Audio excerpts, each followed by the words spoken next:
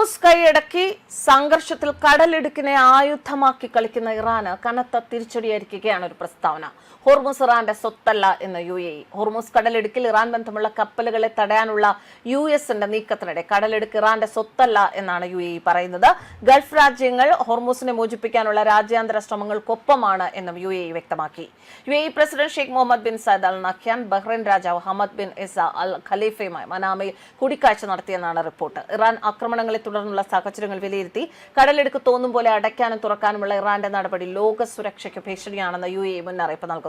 വ്യവസായ സാങ്കേതിക വിദ്യാ മന്ത്രിയും അബുദാബി നാഷണൽ ഓയിൽ കമ്പനി സിഇഒയുമായ സുൽത്താൻ അൽ ജാബറാണ് ഇത്തരത്തിലൊരു പ്രസ്താവന നടത്തിയത്. ആഗോള സാമ്പത്തിക ഭദ്രതയെ തകർക്കുന്ന ഇത്തരം നീക്കങ്ങൾ അംഗീകരിക്കാനാവില്ല. എന്നാൽ ഇതിനെതിരെ പ്രതികരിച്ച് ഖത്തറും രംഗത്തുണ്ട്. മധ്യസ്ഥ ചർച്ചകളിൽ വിട്ടുവീഴ്ച മനോഭാവം വേണമെന്ന് ഖത്തർ ഇറാനോട് ആവശ്യപ്പെടുന്നു. ചർച്ചകളിൽ സമുദ്രപാതകളെ വിലപേശൽ ഉപകരണമാക്കരുത് എന്നും ഖത്തർ വിദേശകാര്യമന്ത്രി Sheikh Mohamed bin Abdul Rahman അൽ താനി ഇറാൻ വിദേശകാര്യമന്ത്രി അബ്ബാസ് അറാഗ്ചിയുമായുള്ള ഫോൺ സംഭാഷണത്തിൽ പറഞ്ഞു. ഹോർമൂസ് തുറക്കണമെന്നും ആവശ്യപ്പെട്ടു. എന്നാൽ ഇസ്ലാമാബാദ് ചർച്ച പരാജയപ്പെട്ടത് US-ന്റെ അന്യായ ആവശ്യങ്ങൾ ഉപരോധവും മൂലമാണെന്ന് അറാഗ്ചി പറഞ്ഞു.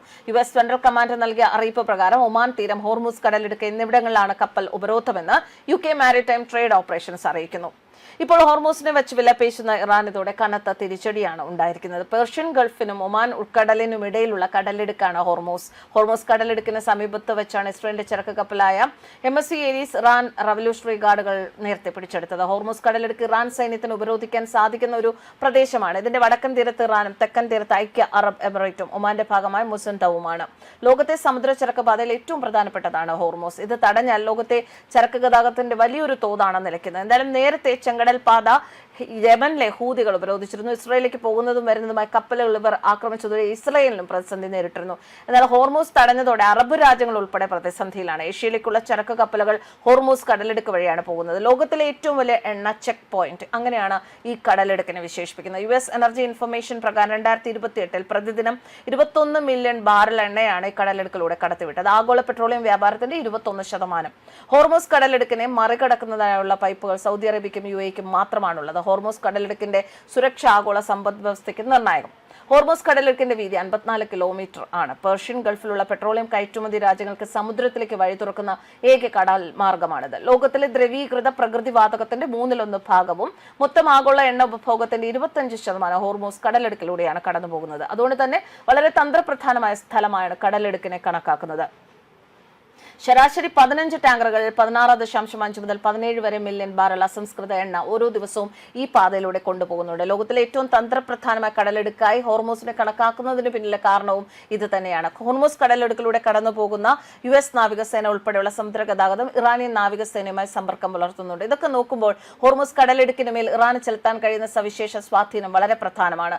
സംഘർഷമുൻപായി ഹോർമൂസ് കടലിടുക്ക് മാറുമ്പോൾ അത് ലോകത്തെ എണ്ണ വ്യാപാരത്തെയും അതുവഴി ലോക സമ്പദ്ഘടനയും പല രീതിയിലും ബാധിക്കും. എന്നാൽ ഇതൊന്നും പരിഗണിക്കാതെ ഇസ്രയേൽ ഇറാൻ സംഘർഷത്തിൽ അമേരിക്ക ഉൾപ്പെടെയുള്ള ലോകരാഷ്ട്രങ്ങൾക്ക് കണ്ണി ചേരാനാവില്ല. ഇറാന്റെ മുന്നിലുള്ള തുറുപ്പുചുറ്റും അതിനാൽ ഹോർമൂസ് കടലിടുക്കിന്റെ മേലുള്ള തന്ത്രപ്രധാനമായ സ്വാധീനമാണ് എന്ന വിലയിരുത്തലുമുണ്ട്.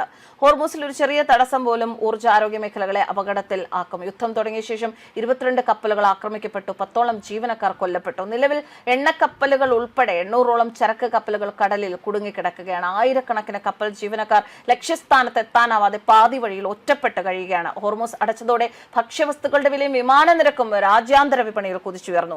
ലോകത്തെ ഇന്ധന നീക്കത്തിന്റെ 20% കടന്നുപോകുന്ന പാത രാഷ്ട്രീയ വിലപേശലിനായി ഉപയോഗിക്കരുത് എന്ന് തന്നെയാണ് അറബ് രാജ്യങ്ങൾ ഇപ്പോൾ ആവശ്യപ്പെടുന്നത്. എന്തായാലും ഗൾഫ് രാജ്യങ്ങൾ അതീവ ജാഗ്രതയിലാണ്. ഏത് ഭീഷണിയും നേരിടാൻ സജ്ജമാണെന്ന് ബഹ്റൈൻ പ്രതിരോധ സേന അറിയിച്ചു കഴിഞ്ഞു. കുവൈത്തിൽ മിസൈൽ ഭാഗങ്ങൾ നീക്കം ചെയ്യുന്നതിനിടെ ഉണ്ടായ സ്ഫോടനം ജനങ്ങൾക്കിടയിൽ വലിയ പരിഭ്രാന്തി പരത്തിയിട്ടുണ്ട്. സമാധാന ചർച്ചകൾ പരാജയപ്പെട്ടതോടെ വീണ്ടും മേഖലയിൽ ആക്രമണം ഉണ്ടാകുമെന്ന ആശങ്കയുമുണ്ട് ഗൾഫ് രാജ്യങ്ങളിൽ. പേർഷ്യൻ ഗൾഫിനും ഒമാൻ ഉൾക്കടലിനും ഇടയിലുള്ള കടലിടുക്കാണ് ഹോർമൂസ്. എന്തായാലും അടുത്ത ദിവസങ്ങളിൽ ഈ ഒരു മുന്നറിയിപ്പുകളെ ഒക്കെ തുടർന്ന് ഇറാനും അതുപോലെ ഇസ്രയേലിനും അമേരിക്കയ്ക്കും ഒക്കെ ഒരു വീണ്ടും വിചാരമുണ്ടാകും. എല്ലാ സംഘർഷങ്ങളും ഉടനടി അവസാനിക്കും എന്ന പ്രതീക്ഷയിൽ തന്നെയാണ് ഇപ്പോൾ ലോകം മുന്നോട്ട് പോകുന്നത്. News desk കർമാൻസ്.